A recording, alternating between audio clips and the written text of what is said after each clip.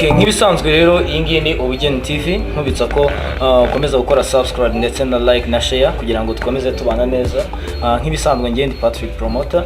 Uyu munsi rero nkaba mbafitiye abashyitsi ubwo nakomeje kubasezeranya ko tuzagenda dukora umunsi ku munsi, tukabazanira abantu bamwe mu mwagiye musaba nibo twatangiye kugenda tuzana. Uwo twazanye uyu munsi muramuzi, yagiye akora kenshi, amaze igihe kinini cyane mu muziki, afite abafana nshobora guhamya ko batari bakeya, ndetse ni umwe mu bantu bagize itsinda rikomeye cyane hano mu Rwanda. Mpamya ko mu matsinda ya mbere yabaye yakomeye. Mvuze ko ari umwe mu bantu barigize, ntabwo naba mbeshye. Ngiye kumuha ikaze, araza kwivuga ndetse atangira anatwibwira nk'umuhanzi. Ni karibu Bahati. Banana follow you, paparazzi follow you. Ufite ubwiza budasanzwe mu maso yanjye nusanzwe, niyumva mvuga byinshi umbabarire, umutima ugukunda umbabarire. Yo, ni Bahati kuva mu itsinda rya Just Family, yakayaka yo forever. Uyu dusanzwe tumenyereye ko Just Family ari itsinda ry'abantu batatu bagizwe na Jimmy Krajo ndetse na Bahati. Itsinda ryakoze umuziki kuva kera, ryawuhereye kera, ngira ngo murarizi mu ndirimbo za Bareke, indirimbo za bajya gukora na Bulldog n'abanzi bakomeye cyane, bakoze ama hit song menshi cyane murabazi. Ariko uyu munsi turi kubona hano umuntu umwe Bahati. Kubera iki uyu munsi uri hano wenyine? Murakoze, ngira ngo turi abantu, by the way, turi abantu nubwo turi itsinda rigizwe n'abantu batatu, ariko natwe ubwacu turi abantu wese bagomba kuba afite gahunda ze. Ntabwo n'impanga ari impanga zivugana, biragoye kugira ngo bose uzabasanga ahantu hamwe. Akenshi tuba turi kumwe, ariko noneho tukaba turi kumwe kenshi cyane mu mpamvu z'akazi. So rero iyo hatari impamvu z'akazi, yego nibi turimo nta kazi, ariko kubera ko nyine byabaye ngombwa ko mumfatisha njyenyine, ubwo nuko byagenze. Okay, muri make ishatse kuvuga ko akazi kabaye kenshi mwakagabanye, bamwe bagiye hane nawe ukajya birumvikana pe. Ahantu akenshi dukunda kugaragara twese imbumbe turi kumwe ni nko muri concert ko, ariko muri interview nk'ubu ngubu dufite concert ejo. So Jimmy yagiye mu bya contrat, hari ni concert dufite Samudi na Praja nawe yagiye ko ya Samudi yo mu ntara ya yejo kwa gatanu ni i Kigali. Urumva rero twagabanye, ninjye babonetse kugira ngo dukore ikiganiro. Okay, ni byiza ubwayo babonetse biraruta ko babura rwose. Hanyuma abantu benshi bakunda kwibaza bakagira ngo hari abantu babana, twaje tubibona mu interview twaje dukoresha abahanzi ba mu groupe benshi, bakagira ngo ese ubwo bari ababana baririmbana iminsi ya yose bashaka kuba bahorana akababana crush. Ubana na bagenzi bawe bose hamwe? Ntabwo tubana, ariko turabana ku mutima. Buri wese aribana. Tugeze kubanaho tugitangira twabanye imyaka myinshi, hafi 6 tubana mu nzu. So biza rero umuntu arakura kandi umuntu akenera n'izindi nshingano ze. Turi abasore, ntabwo turarongoranye, ariko turi gusaza. Maybe umuntu abakeneye no kwiyubaka, akavuga ati ndi mu buzima ubu n'ubu, nyene shaka umugore, nyene gushaka kubyara. Ibyo rero ni ubuzima utegura, akavuga ati reka mbanze mfate iwanjye, mbanze ngira iwanjye, niyo kipe nk'umusore kugira ngo bitazantungura. Okay, Kraja, Bahati, twagiye tubona Just Family igenda iceceka cyane mu minsi yashize, abafana barabizi, mugasohora indirimbo mu gihe kinini, ariko mugasohora indirimbo nziza. Kubera iki mushyiramo tamoro ndende kugira ngo musohore indirimbo? Ngira ngo indirimbo mwaherukaga gukora hari yashize amezi agera kuri angahe? 4 3. Umuhanzi, every artist agira strategy yo gukora umuziki. Hari abakora umuziki ugasanga asohora indirimbo irimo mu mezi 5, hari n'abakora indirimbo rimwe mu kwezi. Nekeza ko ibyo ngibyo ari strategy y'umuhanzi, biganaterwa none n'ubushobozi afite. So twebwe navuga ko mu kwezi kuva uno mwaka utangira dusohemo indirimbo imwe, twasohoye mu kwa kabiri, aramurika turi na Mico the Best. Ariko kuva kuri aje yava South Africa tumaze gukora indirimbo 3 harimo amezi 4. So gukora indirimbo 3 mu mezi 4 ni nkaho dukora indirimbo buri kwezi. Gusa wenda ikintu navuga, ntabwo indirimbo uko umuhanzi asohoye indirimbo ntabwo ariko ihtigera ku rwego yabishakagaho. Hari indirimbo iz'abantu bakayimenya, n'indi za igafiyaringa nyine umuntu ahoza. Hari zagiye ziza zigafiyaringa ntizimenyekane uko tubishaka, hari n'izaje zikaba hit zigakora. yani urwo rwego nabivugamo. Bahati ugarutse ku kintu cya Croaja ubundi Just Family yahitinze cyane mu minsi yashize ndetse yagiye no muri Guma Guma yari irimo undi musore bita Chris. Hanyuma hashize igihe tuza ntitwije tubona amakuru menshi cyane avuga ku bya Chris no kugenda kwe. Hashize iminsi tubona mwakoze indirimbo muri kumwe na Croaja. Byagenze gute kugira ngo mubashe gusimbuza Chris na Croaja kandi bose barabantu mumaze kumenyerana mu muziki? Ntago ari ukubasimbuza ko mutere cause Chris yari umuhanga, yari umuhanzi muri Just Family, ariko reka mvuge ko asa nkaho yari ari mu mwanya wa Croaja nyir'ubwite. So ntabwo Chris yagiye kwa Croaja yaje, ahubwo Chris we inshingano ze z'umuziki yarageze igihe cyo guhagarika umuziki ko yari afite gahunda runaka bihurirana nuko na Croaja yaragarutse mu Rwanda kandi agomba gukomeza umuziki. So niyo mpamvu rero bitigeze bigira ibintu byatwaje dukomeza umuziki gutyo. Okay, so bivuze ngo Chris yaza kuba ari umuntu uri bukomeza umuziki. Croaja ari kuza akaririmba ku giti cye nka mwari kumushyira muri Just Family. Turi bane. Mwari gukomeza muri ziri ni ibintu byoroshye twakora groupe y'abantu bane tugakora umuziki na ubundi aratari umwaga uruhu rw'urukwavu rw'isasira barindwi. So rero amafaranga atunze groupe y'abantu batatu n'ubundi n'abantu bane yabatunga. So tugaruke kuri ya ndirimbo yanyu mufite yanyu na Mico the Best. Ni indirimbo mwakoze, amashusho nabonye yakozwe na bagenzi, audio yakozwe na Aizo. Hari yindi projet mufite gusohora indirimbo vuba ngaha yanyu cyangwa ari featuring? Dufite indirimbo nyinshi n'ubungubu mubishatse nabatembeza muri studio mukazumva. Dufite indirimbo nyinshi cyane. Iriya twayisohoye mu kwa kabiri, ni indirimbo yakunzwe, ni indirimbo abantu bamenye. Nayikunda ari audio ari na video. Nkuko bivuze audio yakozwe na Aizo muri Country Record, video ikorwa na bagenzi Bernard muri Incredible. So dufite indi ndirimbo duteganya gushutinga ku itariki 5 yarangiye dufite, so nayo igasohoka na video yayo kuri 15. Nubwo ku itariki 5 tuzashutinga nibuze Kenze izaba yageze hanze.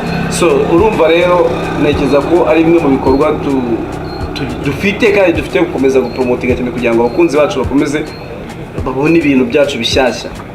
Okay, Ubugeni TV ijya gutekereza gusura Just Family, hari abantu benshi bagiye batwandikira bakatubwira ngo tuzaze tubabaze bakeneye amakuru yanyu, bisa nka ntatinya kuvuga ko ari mwe group ikomeye isigaye mu Rwanda. Izindi zagiye zicika intege buhoro twagiye tuzibura, abantu bafana barabizi, abakunzi barabizi, zagiye zibura sinzi impamvu zagiye, ariko bamwe mu bakunzi bagiye baza se Just Family impamvu idakora nuko idafite manager. Twe turashaka kubaza nka Ubugeni TV, ese muri gukora mwenyine kuri inshuro cyangwa mufite management? Kuri side ya management ntabwo dufite manager uri permanent cyangwa se twasinye contract mu gihe runaka. Mbivuze ngo nta manager dufite, ariko dufite umufatanyabikorwa. Dufite abantu bari kudufasha ni Kikas Music. So abantu muri Kikas Music reka nabashimiye ko bari kudufasha without any what suzuko nabivuga bari kudufasha for nothing, just help us. Bari kudufasha nta nyungu batezeho, nk'abantu bakunda umuziki kandi bashaka guteza imbere muzika nyarwanda. Nta gake twenyine, hari n'abandi bahanzi bari gukora nabo nka ba Mico the Best nk'aba muri urwo buryo. So rero Kikas Music turabashimira niba kudufasha muri no miss, ariko side ya management yo nayo ubwo nabo ngabo turi gukora nabo bakadufasha uko bashoboye. Bivuze ko projet zose muri kugenda mushyira hanze muri iyi minsi, yaba ama audio yaba ama video yaba kwambara yaba iki, ni Kikas Music iri kubibakorera? Ntagi ibikora byose kuko n'ubundi waguha ntabwo yaguha ibintu byose. N'Imana hari ibyo duha ikatubwira kwishakira ibindi. So urumva bo bakora ibyo bashoboye, ibindi natwe tukabyishakira nk'abantu b'abagabo kandi tuzi icyo dushaka. Bahati watunyuramo muri make impamvu yatumye muhitamo gukorana iriya ndirimbo na Mico the Best? Hano mu Rwanda dufite aba artist benshi bari hits bakunzwe cyane kurusha Mico the Best ndetse banakora tuzi, ariko kubera kimwe mwarahisemo gukorana iriya ndirimbo na Mico the Best. Nawe ni umuhanga turabizi, no muzi ko yaramaze iminsi atarimo arumvikana mu muziki, nawe asa nk'umuntu ucecetse, yahaye gusohora indirimbo ejo nayo ntiyakundwa cyane, ariko ndibaza kubera iki nka Just Family nk'abantu namwe muri musore indirimbo buhoro buhoro, kuki mwahisemo gukorana na Mico the Best uretse ko iyi ndirimbo mwakoranye yaje kuba nziza cyane? Twebwe tugiye ko indirimbo n'umuntu ntabwo tureba izina, twebwe tugiye ko indirimbo n'umuntu tureba ubuhanga. uwo muntu ugiye gukorana ninde, afite ubuhe buhanga muri kote zose. Kandi ntabwo ari no ku muhanzi gusa, even na producer, ari audio na video. Ntabwo twe tureba producer ngo izina afite, twe tureba ubuhanga bwe, uno muntu umugannye yaduhiye projet. So rero n'umuhanzi ukorana na Mico, twe twarebye ubuhanga bwe mu miririmbire, tureba ubuhanga bwe mu myandikire, kuko hari abahanzi benshi cyane n'aba mu Rwanda batunzwe n'indirimbo bica bandikira. So rero twebwe twaribyo. N'ikindi cya kabiri, ni inshuti yacu, ni inshuti n'umujama duhora na muzima bwa buri munsi tuganira. Ntabwo twitaye kuba yari amaze igihe adakora umuziki, no, twe twitaye ku buhanga bwe, twita ku kazi output, ikintu muri we atanga iki. Niyo mpamvu ku bantu barebye iriya ndirimbo babonye ko ni indirimbo uramutse wumvishe igitero cya Mico, ukumva melody, ukumva indirimbo full package, tuvuga ngo ni indirimbo yahuriweho na Aizo, Just Family, Mico the Best. Indirimbo yagomba kuba nziza cyane kuko abo bantu bose ni abahanga. So rero twe ntabwo tureba ubustari, barahari benshi abastari, turabastari, Mico nawe ni umustari, ni benshi twakora indirimbo. Nabasimvuze ko atari abahanga, n'abahanga. Ariko burya mu muziki turimo buri wese, buri muhanzi abazi ngo runaka ashoboye iki, nshobora kumugana bitewe ko mushaka iki ngiki. So rero twaganye Mico kubera ko tumuziho ubuhanga mu myandikire, ubuhanga muri melody. Yeah. Okay, so but tugaruke ku kintu gishishikaje abahanzi benshi, uretse ko bamwe na bamwe batacyumvaho kimwe, ko abandi bacyumvaho. Ndagira ngo tugaruke ku kintu cyitwa Salax Award. Salax Award nka Just Family mwe murayibona gute? Urakoze cyane Patrick. No, Salax Award ni irushanwa ku bwanjye njyewe nka Bahatsi, kandi nikeza ko n'abagenzi banjye turimo ariko babyumva. Ni irushanwa twubaha nk'umubyeyi cyangwa se nk'umwe mu babyeyi b'umuziki nyarwanda, kuko Salax Award niyo competition yabaye ubwa mbere mu Rwanda na za Guma Guma Stars. Salax Award niyo yatumye ifungura amakampuni, ibafungurira inzira zo kugira ngo batangire binjire mu muziki nyarwanda.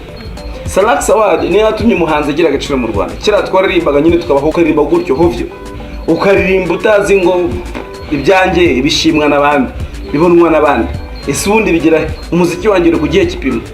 Nako Salax Award yaziye wahise umenya ngo umuziki wongeye ku rwego runuru.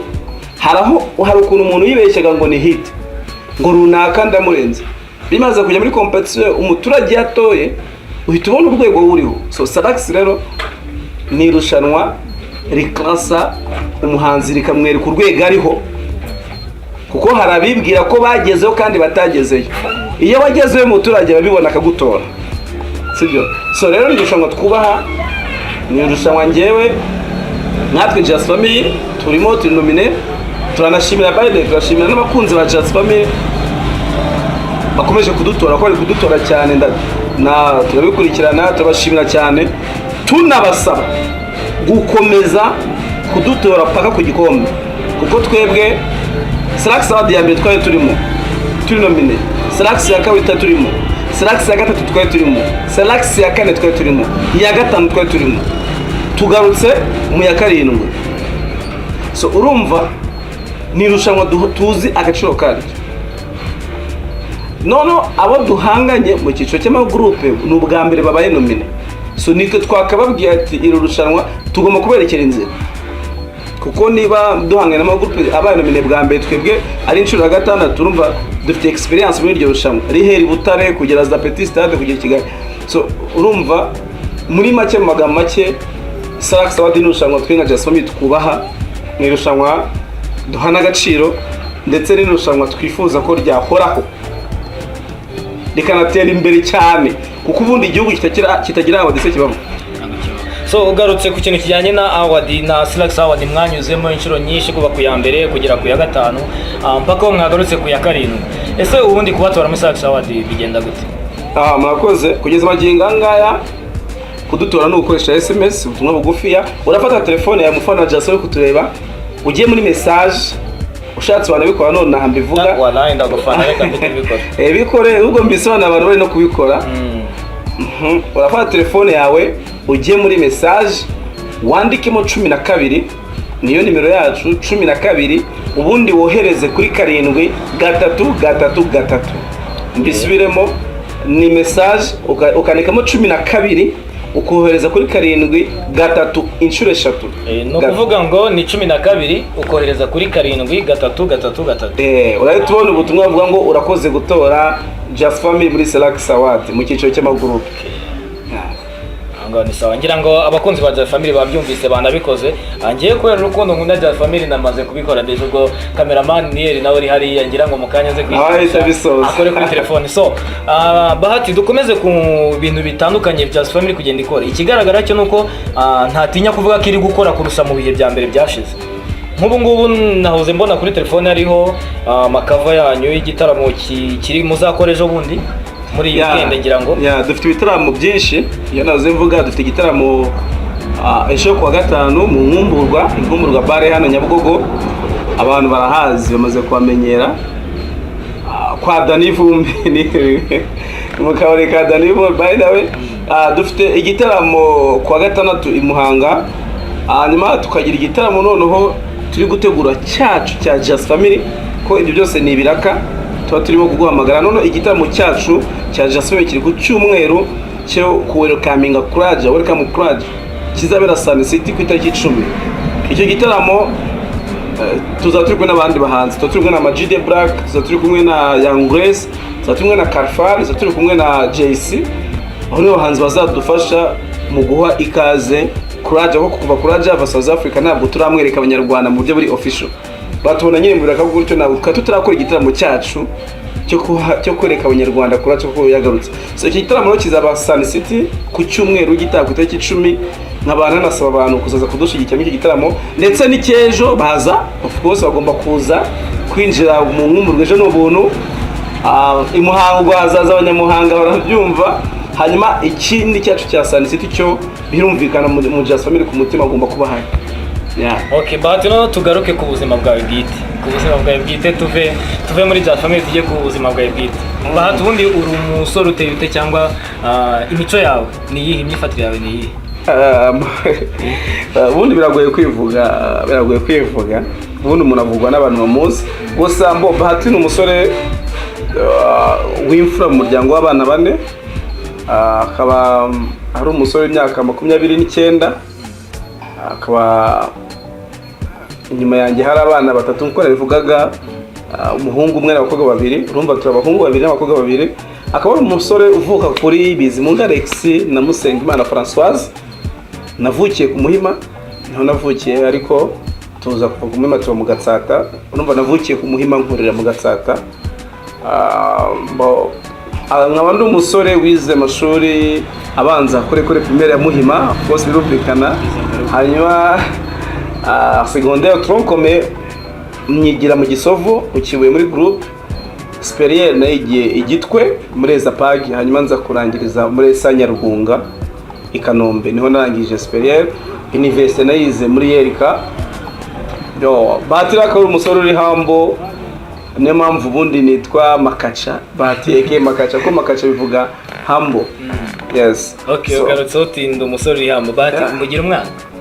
Ntabwo ndacyari umusore, nzabyara n'indongo. Ariko unagira ari umusore reka akaba yara ntabwo ngiye nzabyara n'umukobwa tuzabana.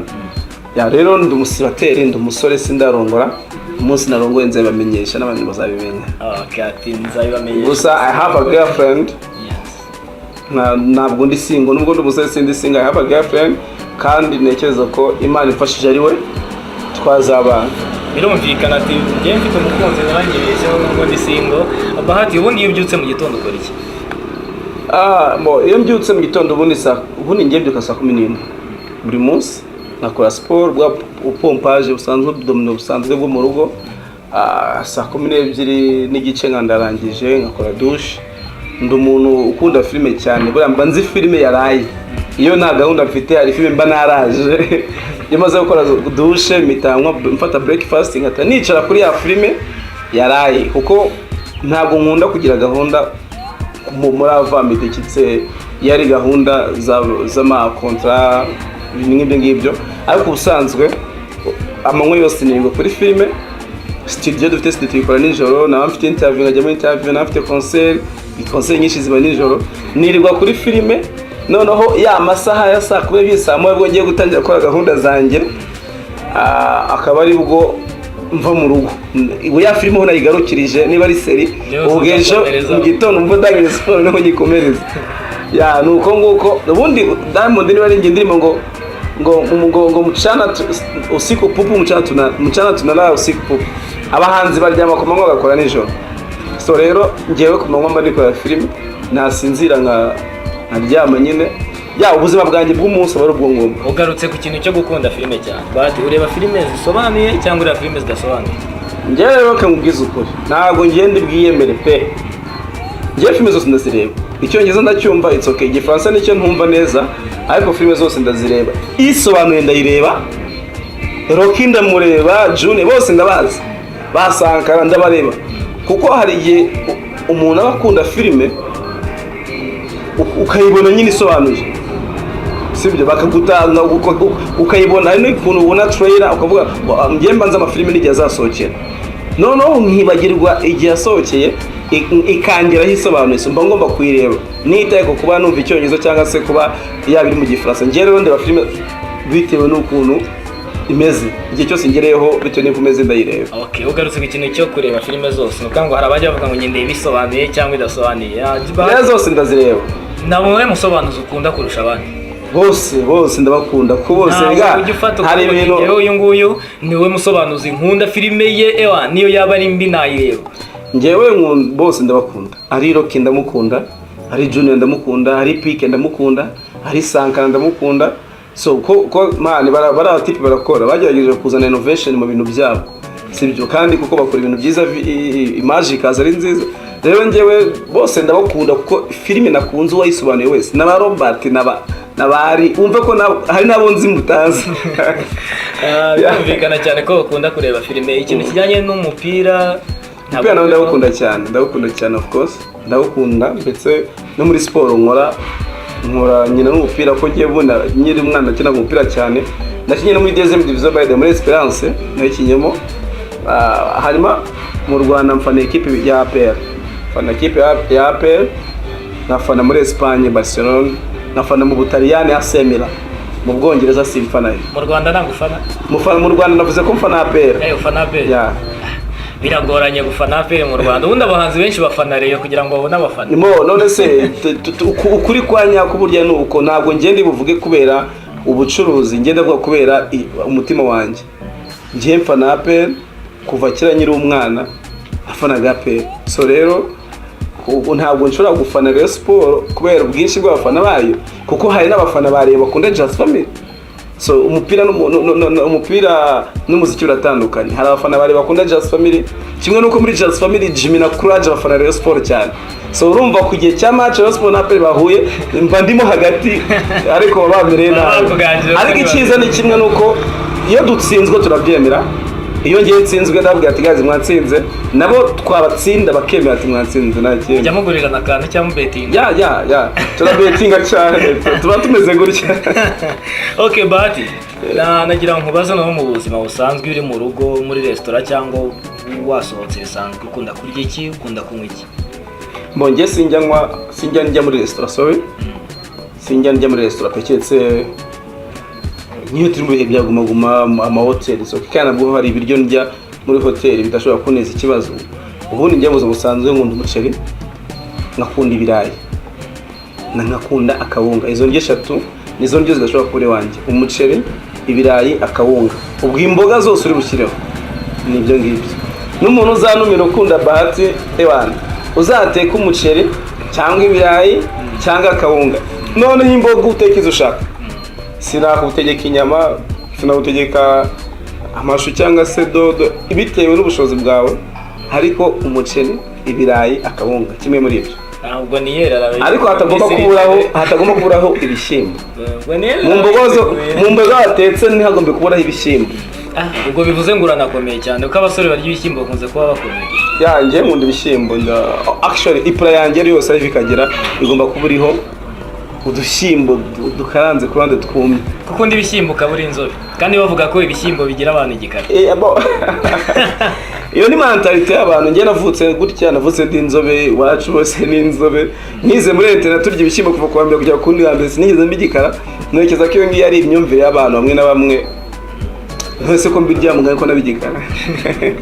Okay, Bahati, birimo biragaragara muri iyi minsi ko Ja Family iri gukora cyane, ngira ngo wa mugani birumvikana kuba none barimo basapotinga n'iki no kuba group yaraje, ariko biramutse bishobotse, ari nk'ibintu biramutse bishobotse Chris akagaruka mu muziki, mwamwemerera ko ajya muri Ja Family kuri ubu ngubu muko mumeze muri batatu? Ntabwo biragoye, reka ndeke kubivuga ko there is nobody knows tomorrow, ariko na kuri twe kugeza magingo anga ntabwo byashoboka, ariko kubw'Imana birashoboka, kubera ko we niwe yaradusezeye, ntabwo twamusezeye. Kandi iyo umuntu agusezeye, hari akantu ngeze gusoma mu cyongereza akavuga ngo if you leave me with no reason, don't come back to me with excuse. So mu Kinyarwanda ngo wenda nabivuga igerekeje mu Kinyarwanda ngo nuramuka ndetse ukagenda nta mpamvu, ntuzagaruke usaba imbabazi. So rero urumva afite impamvu zamujyanye, niwe wadusezeye. Biranadutunga ko yanadusezeye atanabitubwiye, twabonye kuri social media yapostinze ngo ntabwo ndi kumwe nawe. So icyo twakoze twakomeje umuziki. So rero biragoye kumva ko twamwemerera, gusa wenda iby'Imana nawe wabimenya, muri gahunda z'Imana birashoboka. So abafana ba Ja Family bitegure ikihe gikorwa gishyashya muri iyi minsi, cyangwa se product nshyashya muri gukora muri iyi minsi, hanyuma byayitegure ryari, ni iki mwabasaba muri rusange nk'abafana ba Ja Family? Murakoze cyane. Ngira ngo dufite projet nyinshi cyane, nyinshi. Dufite projet iri kwa Izo, dufite projet iri kwa Pacento, dufite projet iri kwa Nesbeat, dufite projet nyinshi. Icyo nababwira rero, nibitege projet mu gihe gito, audio na video. Nkuko nababwiye dufite indirimbo, dufite tuzashutinga ku itariki 5, isohoke ku itariki 15 izasohoka na video yayo. So rero bakomeza batube hafi, nicyo nabasaba, bakomeza dushyigikire, haba mu buzima busanzwe, haba muri Salax Award, bakomeza dutore, haba mbega buri kintu, ahantu hose bakora na Ja Family bayifate ku mutima, natwe ntabwo tuzabatenguha. No kuvuga ngo icyo Ja Family sawa abantu bayo muri rusange no kuyiguma hafi, mukabatora. Nabiba bibutsa ko muri Salax Award kubatora 12 ukohereza kuri 73333, ugameza kuba hafi umufana. Uri umufana ni ugomba kuba undi mufana, ni nk'umufana ugize ikipe, ni nka ubufa ugize umuhanzi. Naho niyo umufana umuhanzi yakora agakora ibintu byiza bimaze gute, ni umufana ni ugomba kuvuga uti ibintu ni sawa, kandi we yakubyerekana no kubishyira mu bikorwa. Ukabareba views zikiyongera, ubinjiriza nk'umuntu ufana, nkuko wayakura umufana n'undi ukayamuha, ukabatora nko muri Salax Award nimba ubizeye ko kujya gufana umuntu umwizeye. So ngira ngo rero nahangaho twagarukira, twagira Ja Family baga ko mu bitaramo hafi ya byose mugiye kuzakora, ubugeni.com irahari, kandi nizere ko n'ubutani tubakenera mutazadutenguha. Murakoze cyane Patrick, vraiment guhereje muzaye muhari mu gitaramo cy'ejo, igitaramo cyo ku gatanu imuhanga n'ibishoboka tuzajyane, no mu gitaramo cyacu ku cyumweru gitaha Sun City muzaye muhari. Actually turabashimira ubugeni.com cause ni kimwe mu gitangazamakuru giteza umuziki nyarwanda imbere, kandi ibyo dushaka, dukeneye ko umuziki wacu uva kuri step iriho, mbega everyday urazamuka, kandi ibyo dukeneye, kandi ntabwo abahanzi twe twakwigezaho dushaka kugera tutayifashijwemo n'ibitangazamakuru. So rero ubugeni ndabashimira, ndetse namwe abafana ba Ja Family ndabashimira, n'abafana b'umuziki muri rusange, umuhanzi wese wabukunda ukunda umuziki nyarwanda, ndagushimira aho uri hose. Dukomeze dufatikanye, twubake, duhurize umugozi umwe, tubaka umuziki nyarwanda. Nicyo narangiza. Yes, Ja Family ifite igitaramo ejo, twe tuzaba duhari nk'ubugeni. Amakuru yose ashoboka kuri Ja Family arahari.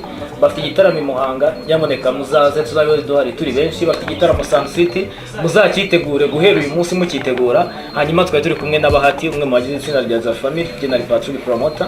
Twari turi kumwe na cameraman wacu Niel Pro. Bahati, wakoze kwitabira ubutumire bwacu. Wakoze Patrick, thank you.